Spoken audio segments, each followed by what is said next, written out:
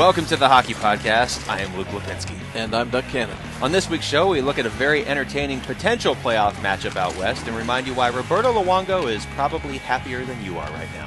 And we'll also take a look at what came out of Boca Raton, Florida last week, and are the Canucks kaput? All that and more. Let's drop the puck on episode. Okay, Doug, first segment.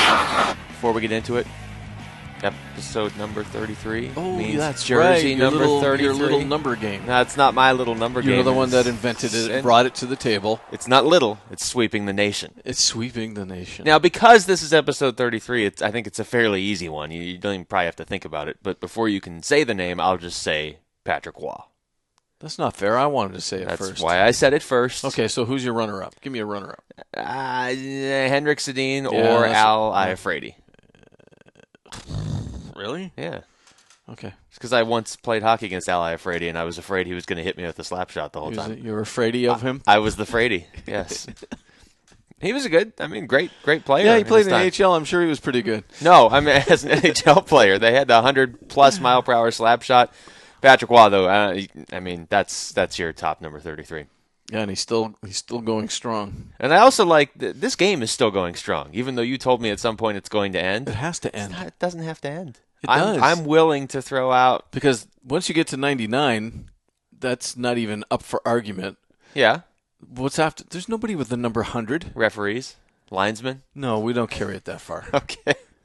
But you agree. Because the only referees that I retain in my head are the ones I don't like. Oh, and I hear all about them. But you agree we can make it to 99, even if Aaron Asham has to be the best number 45. I will keep this game going for at least another 66 weeks. Oh, my. Well, we know who my best 53 is. Yeah, we probably do. You're going to just do mostly defensemen. Also, we should note this before we start the show. Okay. Because I guess we haven't started the show yet. On iTunes, on TuneIn, on Google+, on YouTube still. SoundCloud as well. So wherever you've been listening to us, there's 4 other ways to listen to us. I don't know why you'd want to listen in all 5 venues, but some are easier. It's always nice to have a variety. Yeah, there's some ways you can listen in your car now, which is when I usually listen to podcasts. So that's pretty much all I listen to, especially at 4 o'clock in the morning on my way to the rink. That is that's where I was this morning, and believe me. Here, I got a little story. Well, this is great. You're not really going to be like awake for this podcast. You're going to be out of it. I'm like a zombie land, man. This is the walking sitting here. The walking sitting? Yeah, you got it.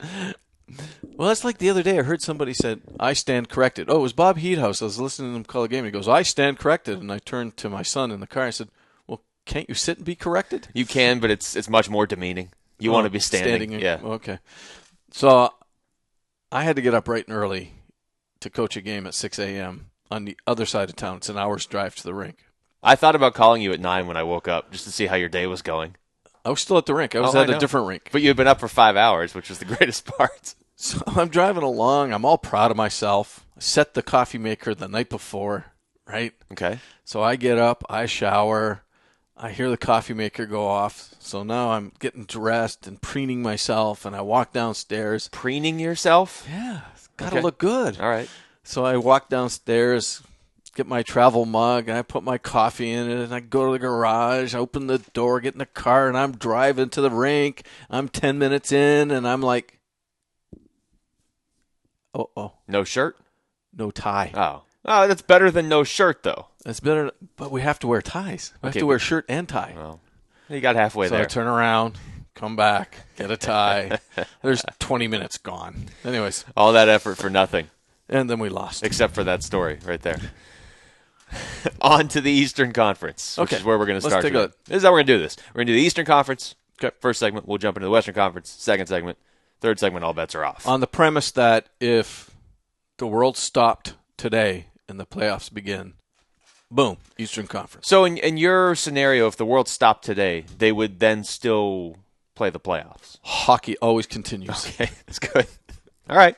So we will look in the East, and we did this last week, kind of just looked at like where teams are. You brought out those awful predictions. I know. They're still here. You want me to No, pull them up? I don't want you to. Why don't you bring up the predictions we had in the playoffs last year where we were like 100% right? I know. No, we'll never talk about that again. Now we're looking at kind of just what the playoffs would be right now because the season ends in less than a month, the regular season. It's just only, like most teams only have like 15 games left. Yeah. So if the season were to end today in the Eastern Conference, your matchups in the Atlantic would be Toronto, Tampa Bay. Mm-hmm. That's your 2-3. Remember, it's different this year. Mm-hmm. All the 2-3s play, and then the two number ones, the top one plays the second wild card. Okay, well, let's just overview it. Both conferences, the first 3 teams in each division get in, and then there's 2 wild card spots. 2 and 3 of one division play, 2 and 3 of the other division play. 1 plays 8 seed, or the second seed, and 2 plays 7, the first seed. I feel like you just said what I just said. No, I said it more succinctly. I'm not. Well, it definitely wasn't more succinctly. That's a lie. It may have been more descriptive and more accurate, actually. But either way, more flowery. Well, peace. Go back to preening. Toronto, Tampa. Okay. There's a series, and then we would have Boston, and this is where it gets weird. The Metro Division has been so strange all season. There's like 4 teams within a point of each other. Now we're assuming that Philadelphia won its game today, which isn't over yet. They're playing Pittsburgh right now, and I would assume it's just a bloodbath. But they're fairly late in the third, and they're still up. So we'll go under that assumption. That would have Boston playing the Rangers. Right.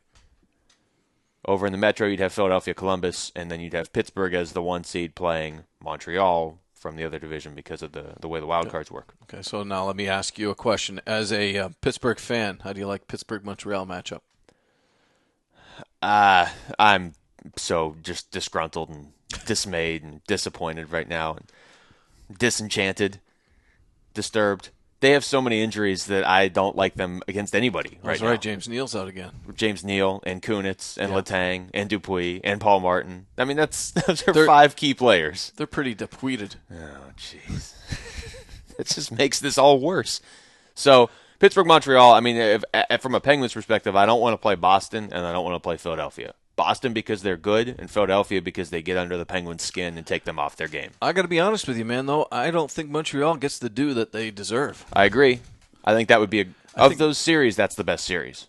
That'll be a good hockey series, and if I was a Pittsburgh fan with the injuries that they have right now, that could be an iffy series for Pittsburgh. With the injuries they have right now, pretty much any series could be an iffy series. I mean, that's too many guys to lose. Which is funny, too, because, we at the beginning of the season, we talked about Pittsburgh and how they were finally staying semi-healthy, and then all of a sudden, the injury bug just hit them hard. Yeah. So some of those guys, they will probably get back within the next month. And at that point, I still like their chances against a team like Montreal. But there are certain teams and we'll see this as we go through these. But let's go back to my old adage. We're right in the middle of the biggest point ever on this podcast. Sorry, go ahead. Go to your... I stepped on you, but... No. I know what you're going to say. Goaltending. That's fine. Okay. Well, Pittsburgh... Price, Fleury. Exactly. But I would be more concerned from a Penguin standpoint. Yeah, I'm just concerned from a Penguin standpoint. How's that? If you play a team with a hot goalie, then if you get shut down, Fleury has to step up, which he hasn't been able to do in the playoffs. If you play a team that scores a bunch of goals on your goalie, then, I mean, we saw this when they played Philadelphia 2 years ago. They were scoring 6 goals in games and losing. Yeah, that's true. So what about these other ones jumps out to you? If I'm the Bruins, I don't want the Rangers in the first round. Well, I kind of went, but I was going to say that could be a really good series. Yeah. I mean, I think Rangers in that series could be a sleeper. Anytime you have Henrik Lundqvist, you're going to be in the series. We're going back to goaltending again. Well, yeah. I mean, it's true. To get Tuukka Rask, too, but I think that the Rangers is just a talented team, and if they can gel at the right time, it's going to be a battle for Boston. They haven't gotten Martin St. Louis going yet, but I would assume, I mean, he's a vet. He's been in this league. He knows that there's going to be ups and downs in your season. I don't think he's going to get so up in his own head that he can't do anything. I don't think he's that style of player, no. So the playoffs roll around and he's producing up front. The Rangers are more dangerous. Look, we would both take Boston in that series, but I think Boston is clearly the team to beat in the East if Pittsburgh is injured. And look, Boston beat Pittsburgh last year anyway, so they might still be the team to beat. So if I'm the Bruins, I don't want to have to face Henrik Lundqvist in the first round because that's kind of the great equalizer. Well, right now you don't have a choice. So take that. Take that. Boston. Toronto, the 2 T's, Toronto, Tampa. That pretty much says it all about that series. Yeah, I think that's a pretty even series. I wouldn't be able to call that either way. I know to me, Tampa's just lingering. I don't see that where they would walk in and go, we're going to take this series. I think Toronto has such a chip on their shoulder after what happened last year. You remember what happened last year, right, Doug? Yeah, thanks. Okay. I was sitting right over there screaming at the television set. So, yes, and my 16-year-old son was sitting beside me laughing at me. And I was sitting probably about 30 miles away also laughing at you. But I think Toronto could take that series. The Columbus-Philadelphia, I think Philadelphia could take that series. I think that would be I think Philadelphia-Columbus would be an under-the-radar, enjoyable series to watch. I think Philadelphia specifically plays their best hockey against Pittsburgh. So if they're playing the Penguins, I think Philadelphia is a different team. If they're playing Columbus, I give Columbus a chance in that series. What's interesting about this conversation, though, is that we're not talking about a team that is normally talked about in the playoffs, which I correctly predicted. Well, it's not over yet, but you are getting closer and closer. And in fact, there's two really notable admissions. Really, there's three. The four teams that we haven't talked about that are still kind of in the running. And that's the best part about today's show. We're just going to start eliminating teams. Yeah. So I think we can say the Eastern Conference playoff race is no more than 12 teams, right, that even have a remote chance. Right. And the cutoff is at Ottawa. Yeah, maybe even 11. Yeah, 12. Okay. Carolina, the Islanders, Florida, Buffalo, they're done. They're out. Ottawa is barely hanging on. Yeah, that's kind of because I have a soft spot for the coach that I think I'd like to see them at least give it these last 15 games, give it a run. If Ottawa gets in the playoffs, instead of playoff beards, shouldn't they just grow playoff mustaches in honor of their coach? I mean, you have to do that, right? That'd be fun. That would be awesome. That'd be really fun. But, I mean, after watching that Ottawa-Montreal game the other night, it was like, oof. Up 4-1 in the third in a game you have to have. You lose 5-4 in overtime to a team you don't like. Right. And a team that you were dominating for pretty much the whole game. Yeah. That was an ugly end. But, yeah, Detroit, Washington, New Jersey doesn't look like they're going to sneak in either. But it's different for each of those teams, okay? Because New Jersey, it's, at least to me, is impressive that they're even here. I mean, I thought they honestly might be one of the 3 or 4 worst teams in the league this year. And instead, they're still in the playoff race. They, as we record this, have 71 points, and the second wild card has either 75 or 76, depending what happens in this Flyers game. So they're still in it. Right. But if you're Washington or Detroit, this is unacceptable. You're going to miss the playoffs? Well, I'm assuming that Philadelphia is going to win their game today, which would mean Detroit would be 3 points behind New York. Yeah. 3. And everybody's hurt there, too. I mean, that's another team that's been hit hard. Not maybe as many injuries to big guys right now as the Penguins have, but injuries to their two biggest guys. But for an organization and a team and a coach that walk with as much swagger as they walk with, yeah, that's a blow. Yeah, it's weird. I always thought I would be excited for the day when the Red Wings missed the playoffs, but they were in the West when that was going on. So as somebody that follows the team in the West very closely, I would have been. They're in the East now. It doesn't really... It's like, Detroit's not there. Oh, well. I kind of like the fact that they have that streak going. Kind of like their city going bankrupt. That's just rude. You're listening to The Hockey Podcast. Feel free to email comments or questions to the show at our email address, thehockeypodcast@gmail.com. Segment 2, on to the Western Conference. As much as the East already had some potentially intriguing matchups, it does feel like, these are going to change a little bit, at least some of them, before April 13th or whenever the regular season ends, depending what team you follow. You had it right, April 13th. Okay. Playoffs start on the 16th. But there's one that seems pretty set in the Western Conference, and it is the matchup I'm looking forward to probably even more than any of the other potential matchups. Let me guess, and that matchup would be coming out of the Central Division. Yes, it would be coming out of the Central Division. Home ice still up for grabs. Well, you must be a psychic. Colorado is currently the number 2 seed. All I can hear is Frank Zappa in my head right now. That's Cosmic Debris. Pretty common for you, isn't it? Yeah. Like, what percentage of your life do you think you're just hearing Frank Zappa in your head? Like 80? Yeah, that's about right. Okay. 80, 85%. That's a fair number. But the song Cosmic Debris. All right. Okay, go ahead. Don't let me interrupt. I mean, no. Okay. It's playing in the background. Okay. Colorado and Chicago is the matchup that's going to be fun. Would love to see. It's fun. Think of all the storylines that are going to come out of that series. There's a lot of storylines. You've got Patrick Waugh on the Colorado bench. You got former Colorado Avalanche coach on the Chicago bench. you've got playoff intensity, and you've got a very fiery coach over there on the Colorado side in Mr. Waugh. Yeah, I'd be interested to see how the Avalanche would approach this series, because if I'm Chicago and I won the Stanley Cup last year, and I'm playing good hockey right now, I don't know how I'm in third in my division. That could change a little bit, but they're not going to get into first probably with the way St. Louis is playing. Not just third with 90 points. Exactly. I feel like I deserve home ice advantage in the first round. But nope. B, I don't want to play a team like Colorado that is essentially Chicago from about 6 years ago up front with all those forwards. They don't have the defense. But so many good, young, talented forwards that this year in particular have nothing to lose. So I want to know if Colorado would approach that series that way, or if Patrick Waugh would approach it as, hey, we're the number 2 team in this division. Right now, it's the toughest division in all of hockey. So we're one of the very top teams in the Western Conference. I expect a playoff series win, at least. Colorado's not a team I want to play in the first round, because this year, to me, is the year where they take somebody out in the first round that maybe they shouldn't, and then they're probably done. But they're going to play their best hockey in this first round because they have nothing to lose and all the talent, and this is that year everything's kind of coming together for them. I would still take Chicago because they've earned that sort of respect, having won the Cup twice in the last 5 years, but not an easy matchup at all. Well, first of all, Colorado's just going to young and gun them. They're going to run and gun all day long because they can.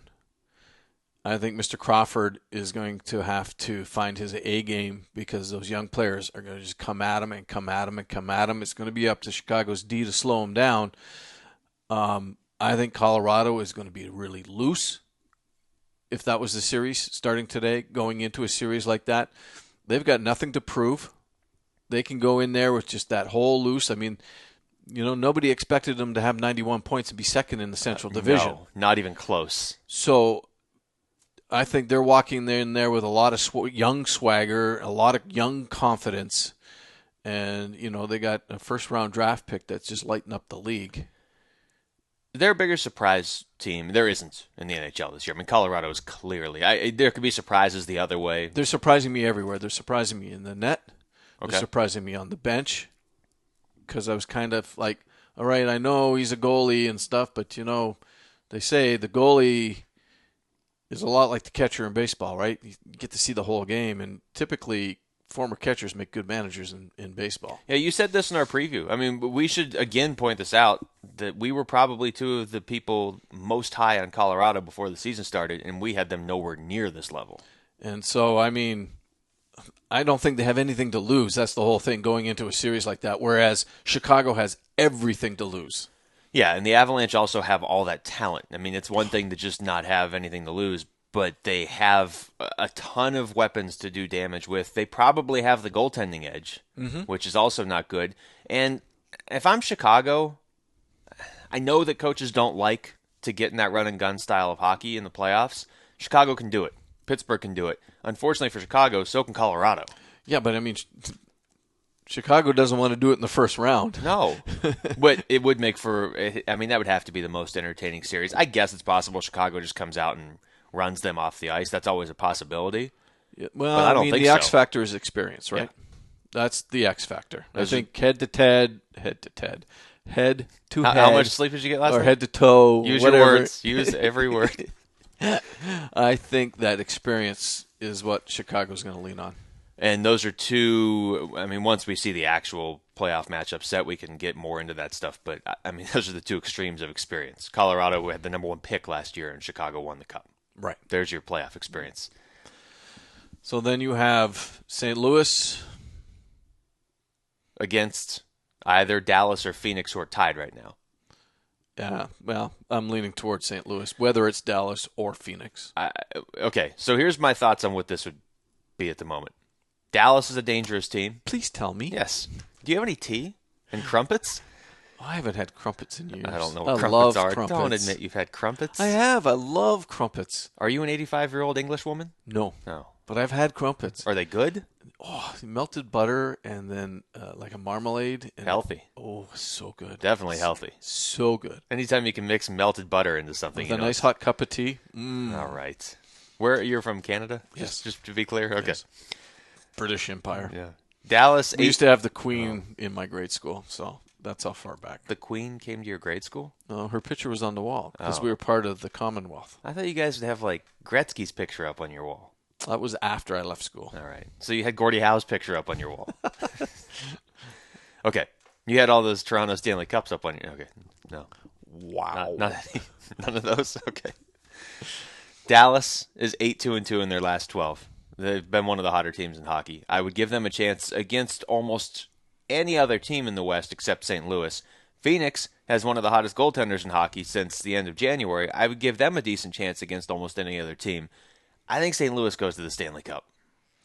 Well, I disagree with you. I think Anaheim goes to the Stanley Cup. I think St. Louis is strong, but I think Anaheim is stronger. St. Louis, I see what you did there. That's good. St. Louis, Ryan Miller, 6-0-1 since he joined the Blues. I know that. Okay. Just putting that out there. Because when we get down here, I'm going to call back this conversation. So let's move to the Pacific. Very quickly, how many losses, how many regulation losses does Ryan Miller have with the Blues by the time the season ends? If I set the over-under at 3.5, would you take the over or the under? Over. Would you? Yeah. I don't think he loses more than 3 in regulation before the end of the regular season. No, I know what you said. Okay. I know what I said. It'll be more too. than 3. I disagree with that. All right. Pacific. Oh, I can't wait for that podcast. You might not lose any. Go ahead. San Jose, LA. Great series. Put on your boxing gloves because here it comes.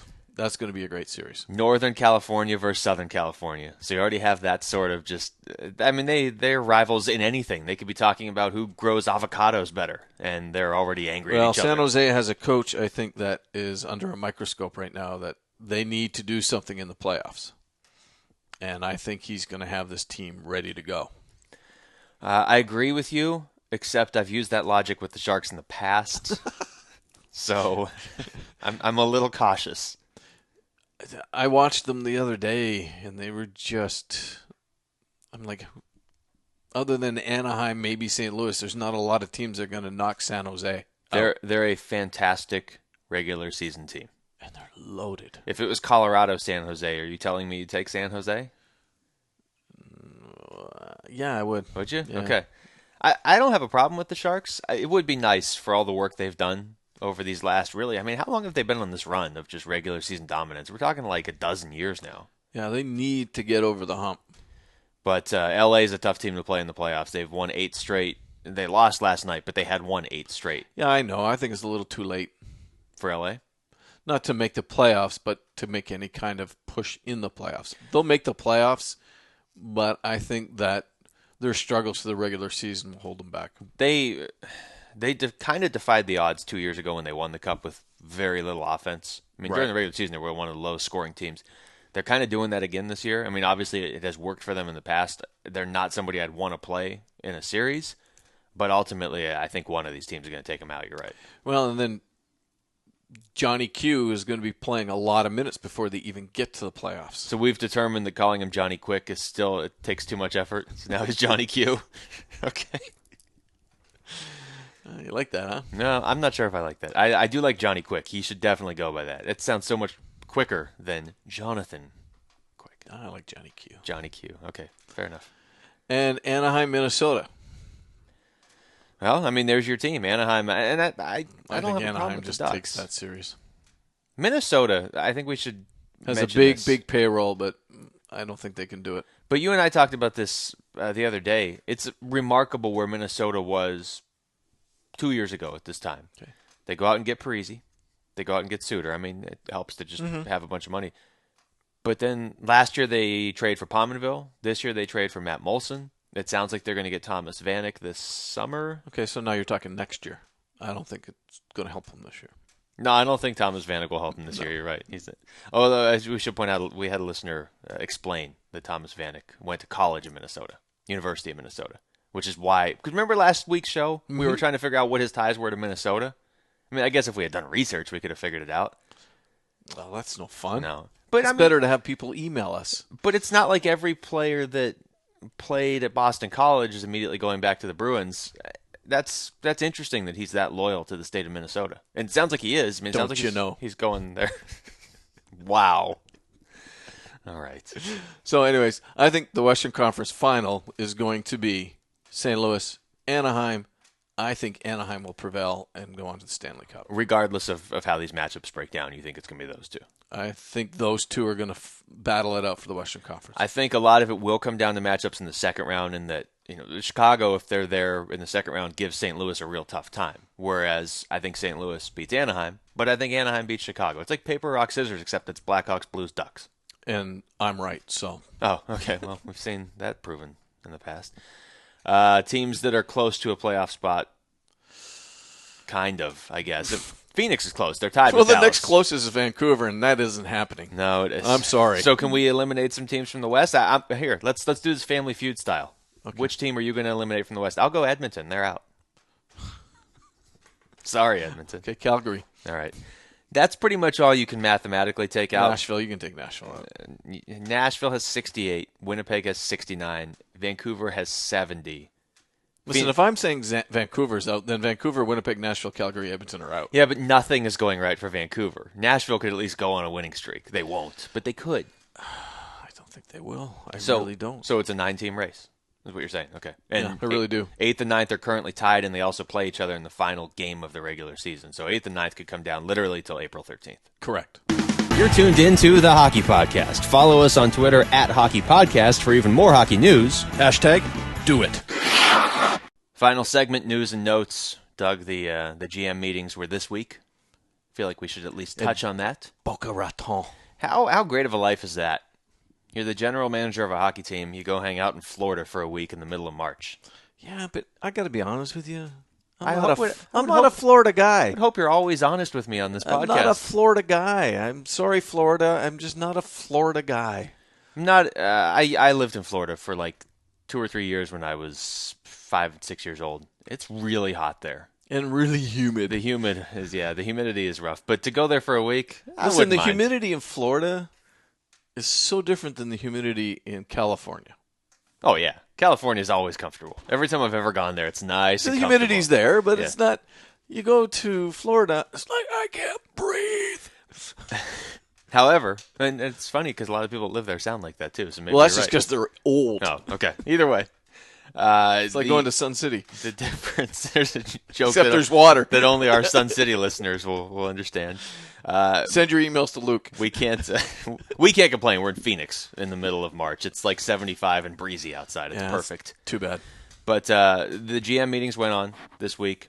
Not a whole lot of major changes. I don't think there was any changes. They had a couple of ideas that they wanted to present to the competition committee, and the commissioner even referred to those suggestions as minor tweaks. Yeah, so not a whole lot of wholesale changes coming. But what do you think of those? Well, I want to touch on 2 of them. One was having the team switch sides in overtime, which I like that one.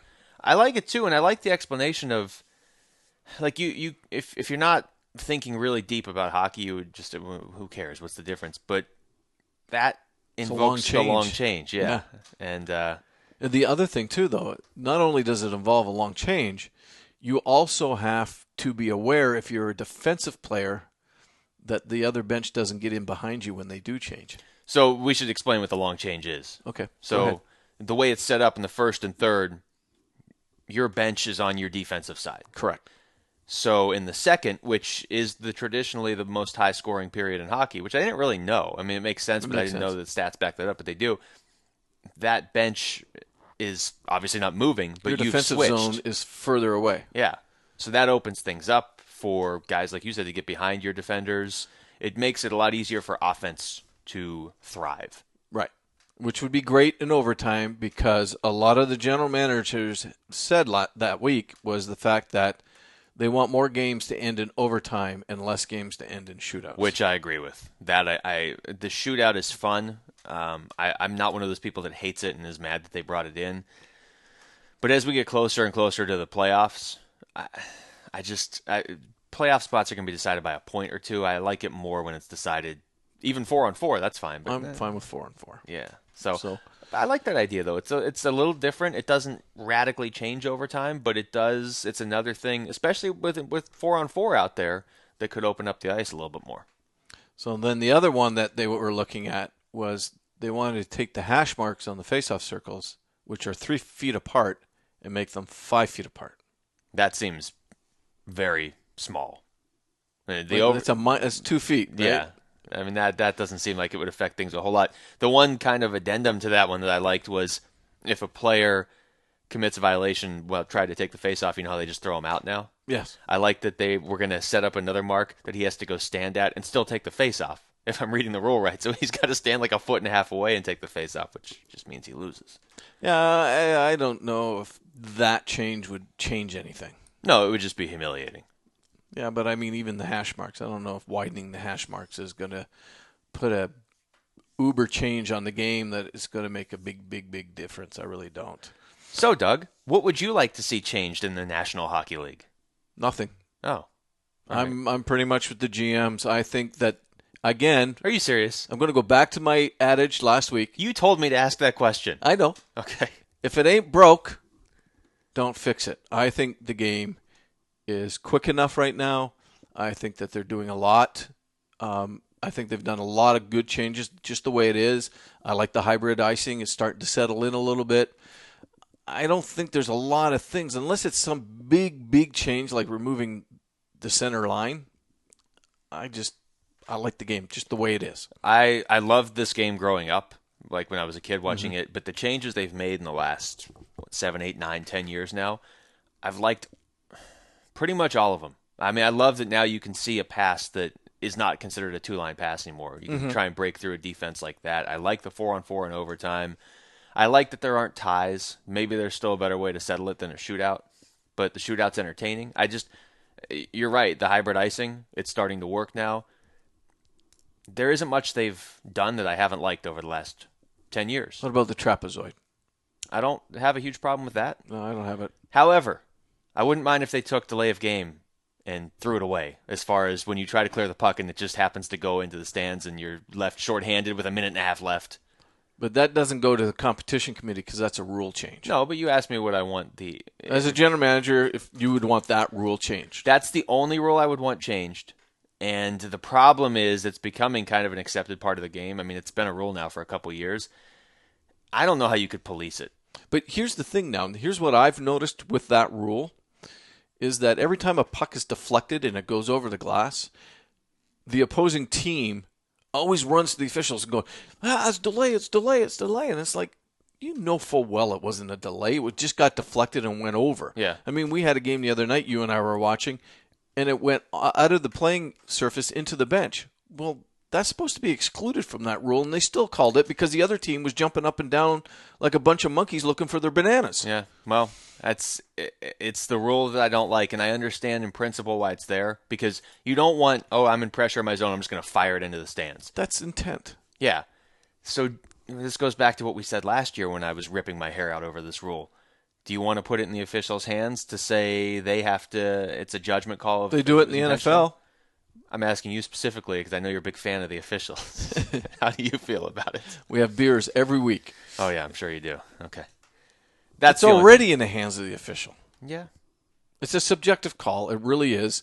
But, I mean, if I stand there and I fire it over the glass, that's a delay of game. If I take the puck and I sit on it and I don't let anybody get to it, that's delay of the game.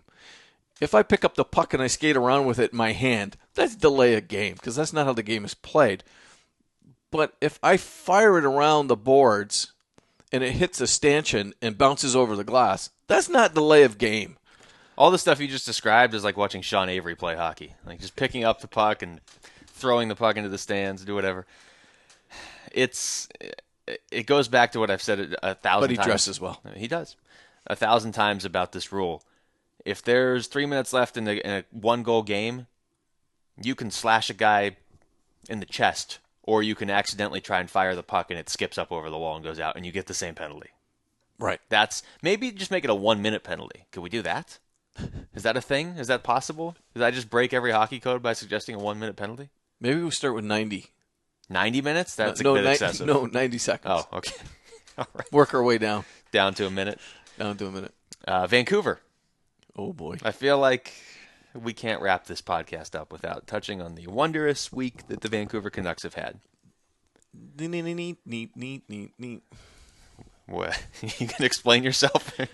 It's kind of a 3-ring circus in Vancouver. I'm not even sure if they have 3 rings. Yeah, I think they're probably down to a single ring. Actually, it's a 0-ring circus if you want to be technical with Vancouver. They, boy, oh boy, how the mighty have fallen. So we touched on them last week, and I want to get the exact number right of how many wins they have. They've got 3 wins since January 26th. So that's 3 wins, and that is 13 losses in that stretch. This was a team that, I don't want to repeat what we said last week, but it's a team that, as somebody that watches another team in the Western Conference, you usually expect the Canucks to be right there. You expect a tough game from them. That's a team you worry about having to face, at least going into the playoffs. Now they've won 3 of their last 16. They won last Saturday when we did the show the next day. Then they had the Islanders at home, down 3-0 going into the third. Set the stage here real quick. The Islanders don't have Thomas Vanek. No. They don't have John Tavares. They don't have Matt Molson anymore. They're losing 3-0 on the road. They have nothing to play for. And they score 7 goals in the third period. Ouch. How does that happen? Ouch, that's what you got for me? I don't have an answer for that. Nobody has an answer. I was just watching the scoreboard that day, and I thought New York came back with 7 unanswered goals, and I'm like, are you kidding me? But it didn't fall out that way. They scored 4. I think Vancouver tied it, and then they scored another 3 to win 7-4. 7 different Islanders score in that game. That's bad goaltending. I shouldn't say in that game. That third period. Yeah, third period, not the game. So but here, listen, Vancouver is playing Florida today, and their next 4 games are Tampa, Nashville, Buffalo, Minnesota. If they can steer the ship the right way, they could probably gather a couple of wins this upcoming week. Well, maybe, but you're playing Roberto Luongo today, so that's not going to be easy, right? Yeah, he might be a little fired up. Tampa's a playoff team. Nashville's fighting. They're right there with Vancouver, though. I mean, they're no worse than the Canucks. Buffalo. Well, that's a different story. Minnesota is only a wild card team, but they are better. So then, we're not done with Vancouver. Mr. Tortorella? Well, Tortorella, no vote of confidence from Mike Gillis. I'm not even sure if Mike Gillis has a vote of confidence from the owners. I don't know. I was reading the other day, I mean, the whole city of Vancouver wants Gillis and Tortorella bye-bye. However, the whole city of Vancouver wants everybody bye-bye every year. So you can only put so much stock into that, But if you don't listen, they'll turn your car over. That's, wow, okay. You might want to bolt your car down now. I don't know, though. Tortorella, it would be weird to see him only be there for a year, but this comes down to, did Mike Gillis, was he the guy that wanted Tortorella, or was ownership who wanted Tortorella? Because if it's ownership, then maybe Tortorella gets another year, Gillis doesn't. I was talking to a friend of mine that I coach with, and we were talking Vancouver hockey, and to me, if you're going to keep John Tortorella, you're going to have to get John Tortorella players. Yeah, I think that's fair. I think certain players thrive under his style of coaching, and I think that the roster that's in Vancouver right now doesn't lend to that. Yeah, and they've handled so much stuff, it feels like poorly. I mean, Corey Schneider's a very good goalie. Mm-hmm. Roberto Luongo's a very good goalie. You had them both. Now you have none. I mean, how do you have none? How do you not have either one of them? Right. And then the greatest thing was I was watching. Now, remember, John Tortorella was gone for 15 days. Mike Sullivan filled in for him while he was gone. Yeah. Right. I respect Mike Sullivan. I think he's a good hockey mind. I was watching a game the other day, and Mike is talking to John Tortorella on the bench, and Tortorella is not even acknowledging him. Really? Yeah. And like Mike's like right, he's like da da da da da da da da da da. Well, maybe that's why he wasn't acknowledging him. Those aren't even words. I know. Because I only saw his lip moving. Okay. I didn't hear the verbiage that came out of his mouth. Maybe what he was my saying. My point was, Tortorella just didn't seem really interested in what Mr. Sullivan had to say. Well, when's the last time we saw Tortorella genuinely interested in what anybody had to say? Okay. And I like Tortorella. I really love do. him. I think he's in the right situation. I think he was in the right situation with the Rangers there for a while. Mm-hmm. But it doesn't seem to be the right one in Vancouver. We're not even done with Vancouver now. Their bus breaks down on Friday. Well, go ahead. What were you going to say? Well, it also boils down to professional sports in general, in the fact that a coach can only do so much with a group of millionaires. And there were a lot of millionaires in New York. I haven't really broken down the roster in Vancouver. No, they had more in New York. So that's a tough call, for a guy to go in there and say, I want you to do this. And, I make $6 million. You don't. So it's an interesting point, too, because the Rangers didn't have all those. I mean, obviously every player in the NHL is basically a millionaire, but they didn't have all those high-priced players till the end of Tortorella's tenure there. I don't know. I don't know how that's going to work in Vancouver. Maybe he gets another year. Like I said, in the right situation, I think he can thrive and his team can thrive. And Tortorella is an extreme example. Mm-hmm. Any team, you have to have the right coach. It's just not so noticeable. Vancouver's bus breaks down, possibly because they don't have Roberto Luongo to throw under it. Ooh, boom. I just think they've got a black cloud. Yeah, I think so. They had to take cabs to the game against Washington, apparently. Oh, wow. Also, Ryan Kessler's hurt. That just happened. Yeah, for a couple weeks. At least a couple weeks. Yeah, that's not a good scenario for the folks in Vancouver. I've only got one more thing. Evgeny Kuznetsov, who we talked about last week. Thank you. I've been waiting to sneeze. These allergies they're out of control. I've been waiting to see him play hockey. I've seen it in the Olympics and the World Juniors before. I guess we've seen it in the World Juniors.